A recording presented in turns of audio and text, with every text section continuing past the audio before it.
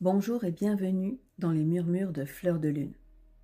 Je suis Alice, sexothérapeute, sophrologue et hypnothérapeute au studio Fleur de Lune.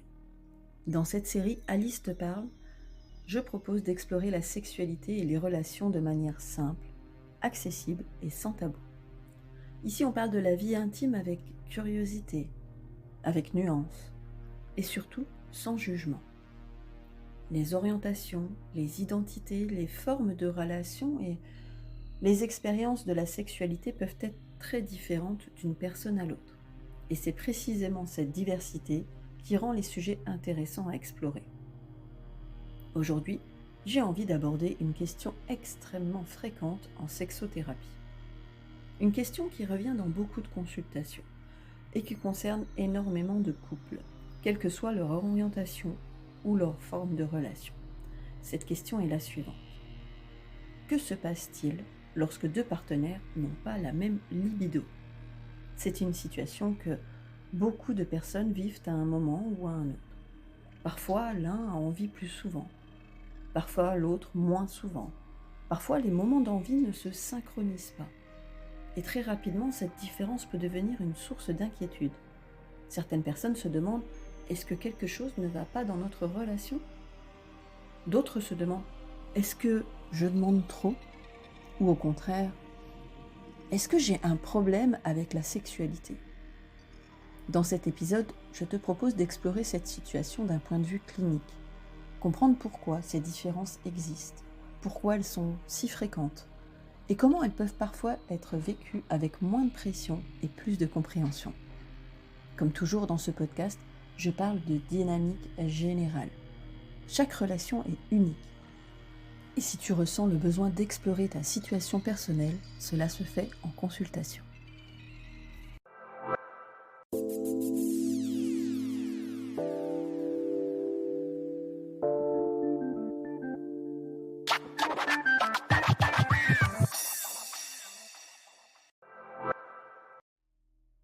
Dans beaucoup d'imaginaires autour du couple, on suppose que deux partenaires devraient naturellement avoir envie au même moment. Comme si la sexualité fonctionnait comme une sorte d'élan partagé. Mais dans la réalité clinique, ce que l'on observe est très différent. Il est en fait très rare que deux personnes aient exactement la même libido. Chaque personne a son propre rapport au désir, son propre rythme, ses propres fluctuations. Et ces variations peuvent dépendre de nombreux facteurs: l'énergie du moment, l'état émotionnel, le niveau de stress, la relation au corps, la charge mentale, les priorités de vie. Lorsque deux personnes entrent dans une relation, ces deux rythmes doivent apprendre à coexister. Et cela ne se fait pas toujours naturellement. Je me souviens d'une consultation où une personne m'avait dit presque immédiatement: « Je crois que je demande trop ». Dans cette relation, elle avait plus souvent envie que son partenaire. Et progressivement, elle avait commencé à se sentir coupable. Elle avait l'impression d'être trop demandeuse, d'être trop centrée sur la sexualité, ou même d'être anormale. De son côté, son partenaire vivait la situation d'une manière très différente. Il avait plutôt l'impression d'être constamment sollicité, et parfois même de ne plus avoir l'espace nécessaire pour ressentir le désir. Dans cette relation, la différence de libido n'était pas seulement une question de fréquence, c'était devenu une question d'interprétation. L'un se sentait trop, l'autre se sentait insuffisant. Et ce type de dynamique est extrêmement courant. Dans les consultations de sexothérapie, il est très fréquent d'observer ce que l'on appelle parfois une polarisation du désir. Autrement dit, plus une personne se positionne dans la demande, plus l'autre peut se positionner dans la distance. Ce phénomène ne se produit pas forcément de manière consciente, mais il peut apparaître progressivement. Lorsqu'une personne ressent régulièrement une attente sexuelle, elle peut commencer à ressentir une forme de pression. Et cette pression peut parfois réduire l'espace dans lequel le désir pourrait émerger spontanément. ce qui crée un cercle assez paradoxal. Plus l'un exprime le désir, plus l'autre peut ressentir le besoin de se protéger, et plus la distance peut s'installer.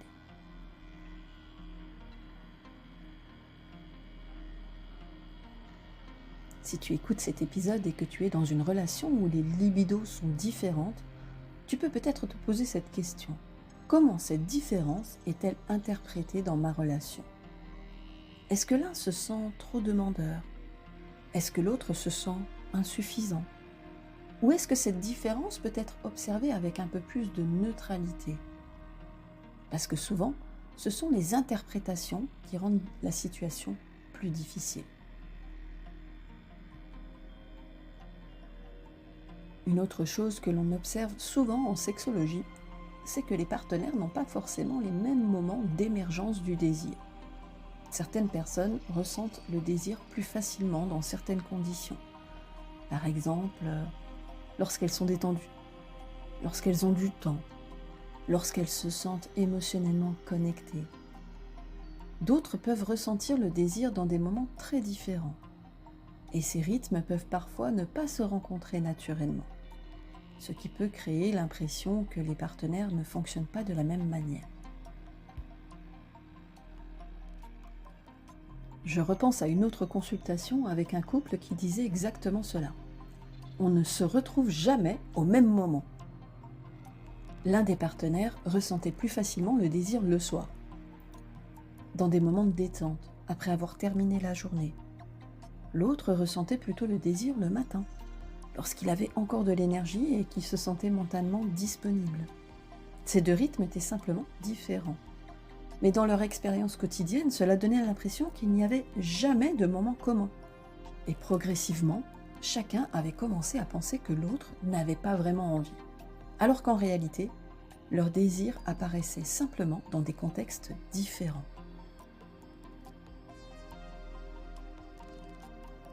Dans ce type de situation, il est important de comprendre que le désir n'est pas seulement une impulsion biologique.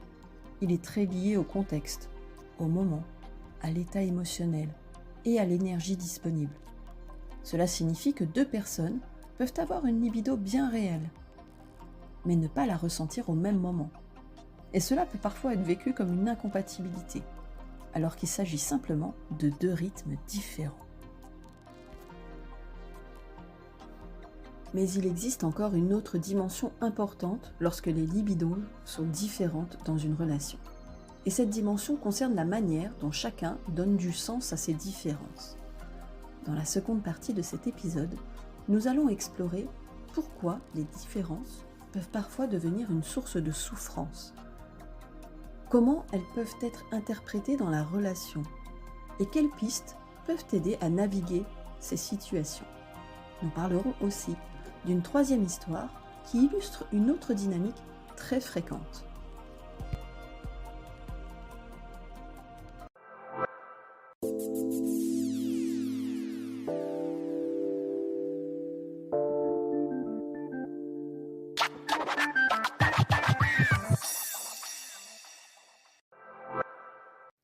Lorsque deux partenaires n'ont pas la même libido, la difficulté ne vient pas toujours de la différence elle-même.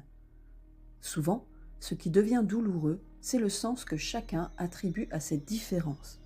Par exemple, certaines personnes peuvent interpréter l'absence de désir de leur partenaire comme un rejet personnel.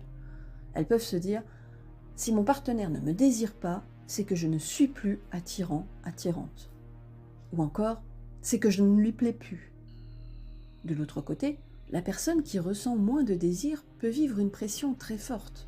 Elle peut se dire « Je devrais avoir envie, je devrais répondre à l'attente de l'autre. » Et cette pression peut parfois rendre le désir encore plus difficile à ressentir. Dans ces situations, la sexualité peut progressivement devenir un espace chargé d'attentes et d'émotions contradictoires, ce qui peut rendre les moments d'intimité plus compliqués. Dans certaines relations, on observe une dynamique que les thérapeutes relationnels décrivent parfois comme une dynamique de poursuite et de retrait. Une personne va exprimer davantage de désir. Elle va chercher le rapprochement. Elle peut proposer des moments d'intimité. Et l'autre personne peut progressivement se mettre dans une position plus protectrice. Elle peut avoir besoin de distance ou d'espace, pas forcément parce qu'elle ne désire plus son partenaire, mais parce que le désir a besoin d'un espace où il peut apparaître librement. Lorsque le désir devient associé à une attente permanente, certaines personnes peuvent inconsciemment se protéger en créant de la distance. Et cette distance peut alors être interprétée comme un manque d'amour ou de désir, ce qui peut renforcer encore la dynamique de poursuite. Je repense à une consultation avec une personne qui disait quelque chose de très révélateur. Elle disait « Je ne sais plus si j'ai envie ou si je me sens obligée ». Dans sa relation, son partenaire exprimait régulièrement son désir. Et au départ, elle répondait assez naturellement. Mais progressivement, elle avait commencé à ressentir une forme de pression, même lorsque cette pression n'était pas exprimée directement. Le simple fait de savoir que son partenaire attendait un moment intime pouvait suffire à créer une tension intérieure. Et cette tension rendait le désir plus difficile à ressentir, parce que le désir fonctionne rarement bien sous pression. Ce qui était intéressant dans cette situation, c'est que cette personne disait « Quand je suis seule, je peux ressentir du désir. » Mais dans la relation, le désir était devenu associé à une attente. Et cette association avait changé la dynamique. Ce type de situation est très fréquent dans les consultations de sexothérapie. Le désir a souvent besoin de certaines conditions pour émerger. Un sentiment de sécurité, une absence de pression, un espace de liberté.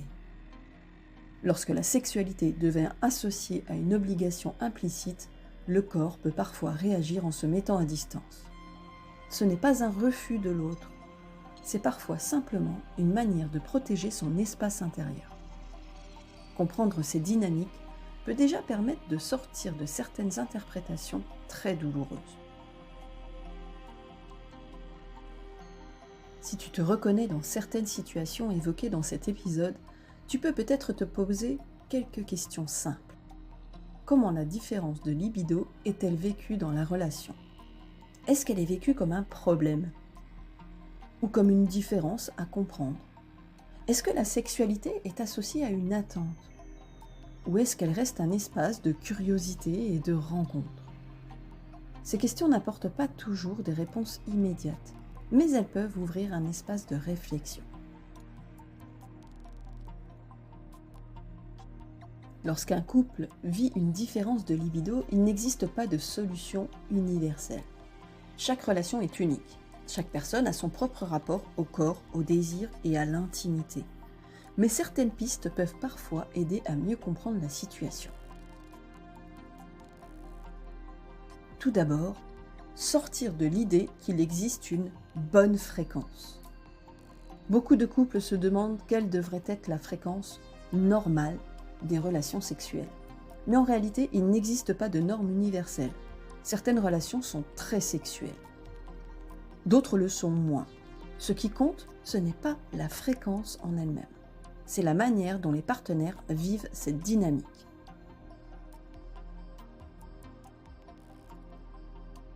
Ensuite, différencier le désir de l'affection. Dans certaines relations, la sexualité devient la principale manière d'exprimer l'affection.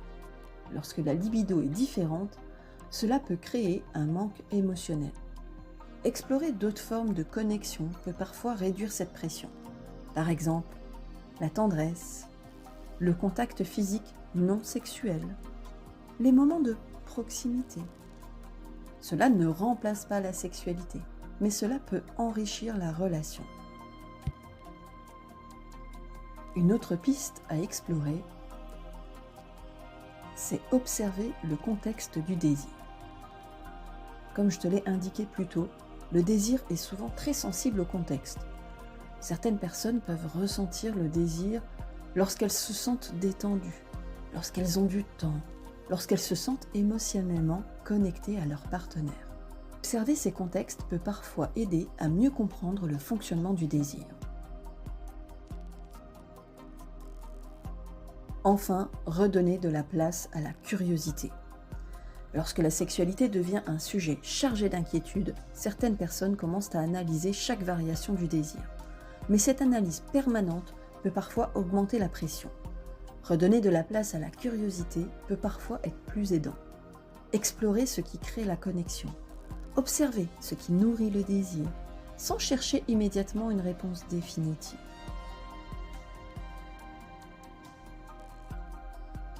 Une dernière chose importante.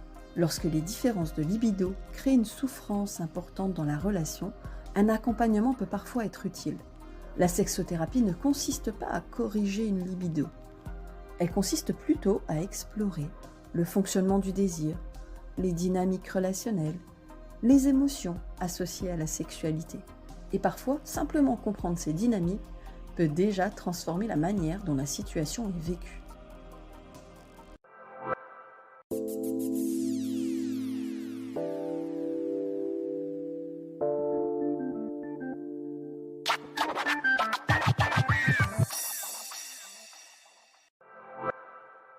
Si tu devais retenir une chose de cet épisode, ce serait peut-être celle-ci. Les différences de libido sont extrêmement fréquentes dans les relations. Elles ne signifient pas forcément qu'il y a un problème.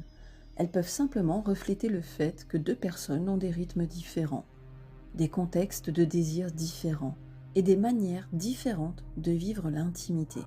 Comprendre ces différences peut permettre de sortir de certaines interprétations douloureuses et de retrouver une approche plus curieuse et plus respectueuse de la sexualité. Comme toujours, dans ce podcast, je parle de dynamique générale. Chaque histoire est unique.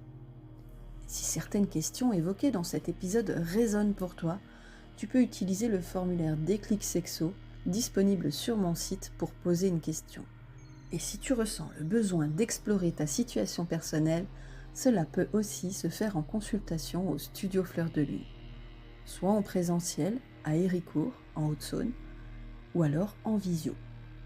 Merci d'avoir écouté cet épisode des Murmures de Fleur de Lune, et je te dis à très bientôt pour un nouvel épisode d'Alice de Parme.